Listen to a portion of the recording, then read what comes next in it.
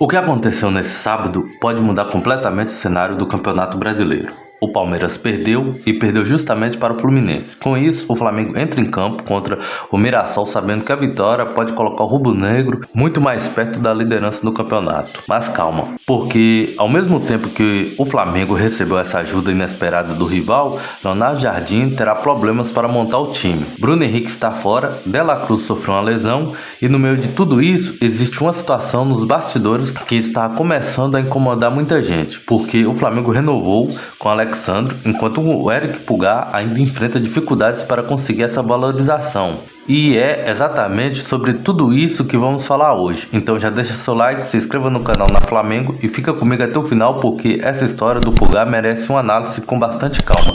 Mas vamos começar pela notícia que interessa diretamente a tabela. O Palmeiras entrou em campo ontem contra o Fluminense, defendendo a liderança do Brasileirão, e saiu do Maracanã derrotado. Placar 3-2 para o Fluminense. Com esse resultado, o Palmeiras estacionou nos 48 pontos. O Flamengo, por sua vez, chega para enfrentar o Mirassol hoje com 42 pontos, mas ainda tendo um jogo a menos, ou seja, o tropeço do Palmeiras abre uma oportunidade gigantesca para o Flamengo. Se o rubro-negro fizer a parte dele e vencer o Mirassol, a distância pode cair para apenas 3 pontos. E vale lembrar que se o Flamengo vencer o Mirassol tanto agora quanto depois que ele tem um jogo a menos com o próprio Mirassol, o Flamengo assume a liderança. Mesmo com a lambança do Carrascal contra o próprio Palmeiras, que colocou o título perdido naquele atual momento, o Palmeiras resolveu ajudar a gente a jogar muito bem para nós torcedores do Flamengo, porque para o Palmeiras o Abel é um senhor pardal. Então, torcedor, agora é aquele famoso momento em que o Flamengo precisa fazer a parte dele, porque o Palmeiras tropeçou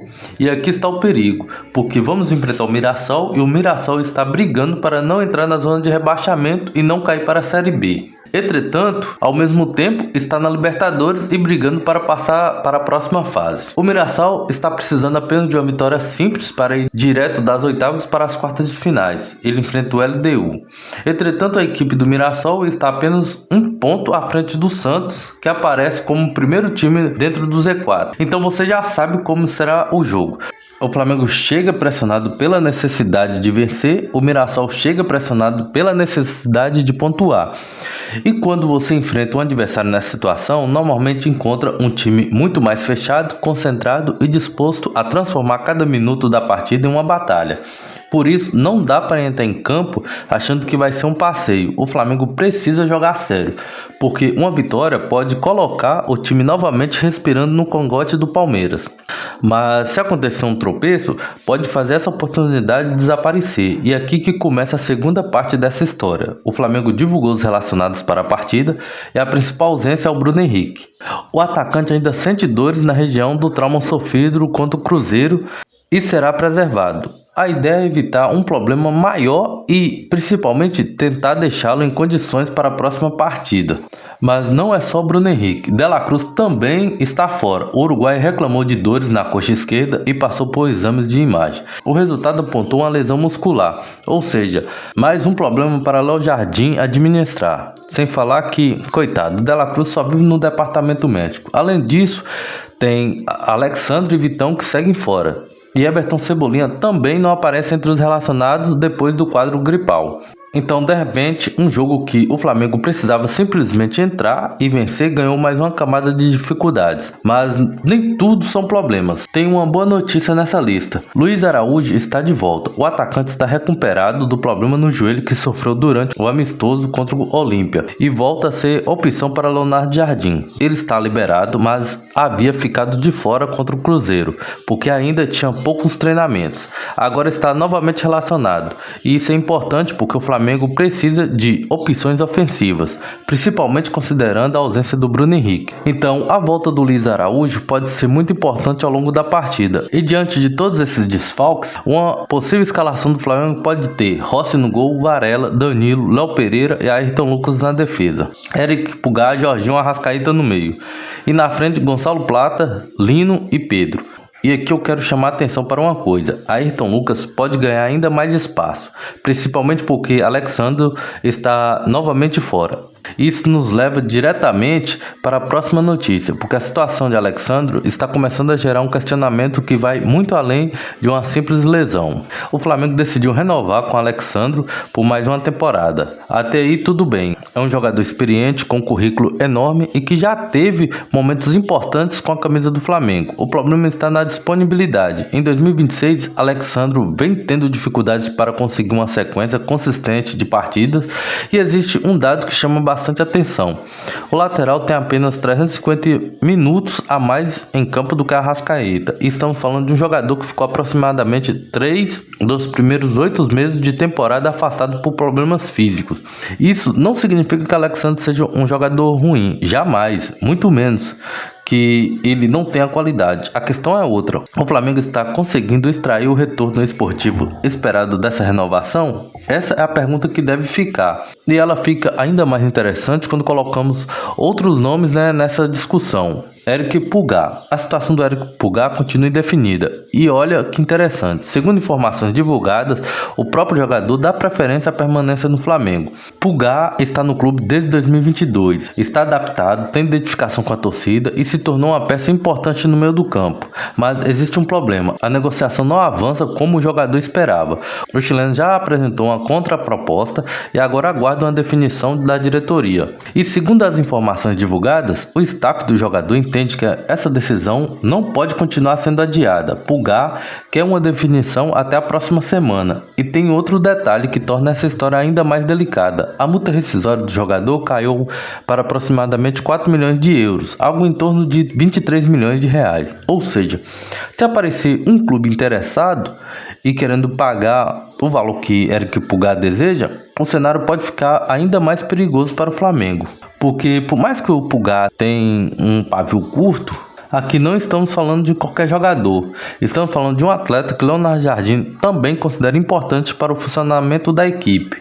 E aqui está, na minha opinião, o ponto mais interessante da história. Não é simplesmente Alex Sandro ser ruim e também não é Pulgar precisa ganhar mais dinheiro. A discussão é sobre critérios. O Flamengo renovou com Alex Sandro, mesmo com o jogador enfrentando dificuldades para ter sequência. Enquanto isso, Pulgar quer e tem participação importante no time. Está entre os jogadores mais utilizados. Ainda não tem sua situação contratual resolvida. E isso inevitavelmente gera uma pergunta. O Flamengo está utilizando os mesmos critérios para avaliar seus jogadores?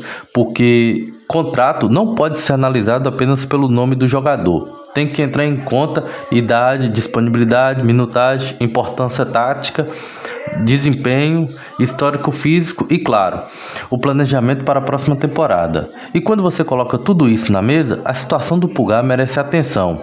Agora também precisamos ser justos. Não dá para transformar essa discussão em perseguição contra o Alex Sandro. Jamais. O jogador tem uma carreira gigantesca, tem experiência internacional e a diretoria provavelmente enxergou valor justamente nesse perfil.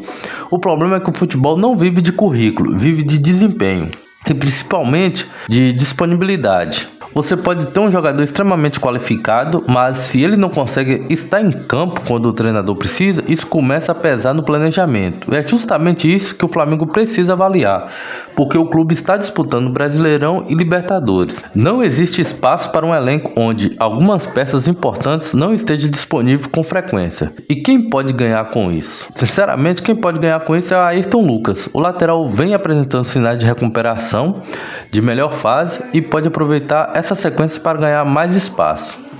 E isso é futebol. Uma ausência cria uma oportunidade. Se Ayrton Lucas aproveitar, pode começar a colocar uma dúvida positiva na cabeça do Leonardo Jardim. E talvez seja uma das poucas coisas boas que podem sair dessa sequência de problemas físicos. Porque ninguém ganha no Flamengo apenas porque o outro jogador está machucado. É preciso aproveitar as oportunidades. Na minha visão, o Flamengo tem 3 missões muito claras. A primeira, vencer o Mirassol, porque não adianta o Palmeiras perder se o Flamengo não fizer a parte dele. A segunda, administrar os desfalques, Bruno Henrique, De La Cruz, Alex Sandro, Vitão, porque eles estão fora. E o calendário também não vai esperar eles recuperaram.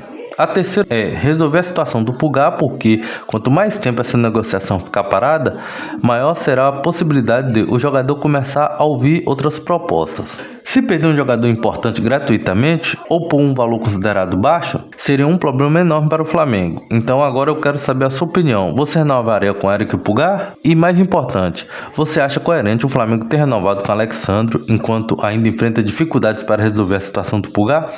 Quero muito saber o que você pensa e também quero saber, o Flamengo vai aproveitar os tropeços do Palmeiras e diminuir a diferença para 3 pontos? Comenta aqui embaixo. E se você acredita que o Flamengo vai buscar essa liderança, deixa nos comentários. Vamos buscar o título. E se você chegou até aqui, é porque realmente você acompanha o canal. Então já deixa seu like. E se você não é inscrito no canal, se inscreva no canal na Flamengo e ative o sininho de notificação, porque aqui você acompanha tudo relacionado ao Flamengo. Então é isso, estou ficando por aqui. Saudações rubro-negras e vamos pra cima do Mirassol. Valeu, falou, foi.